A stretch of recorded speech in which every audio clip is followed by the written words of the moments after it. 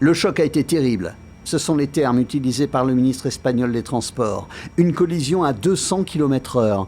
Sur ces images, on voit la distance du freinage de l'un des deux trains après l'impact.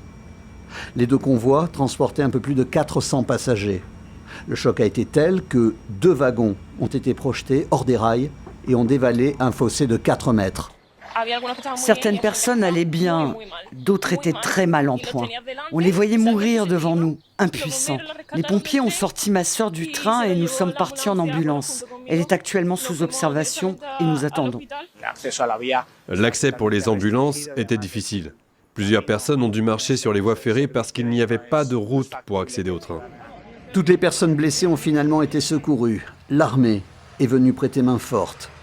Selon le quotidien El País, les derniers wagons de l'un des deux trains auraient pour une raison inconnue quitté les rails en pleine ligne droite et auraient été heurtés par un train arrivant à contresens.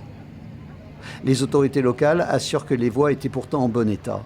Des réparations avaient même été effectuées en mai dernier.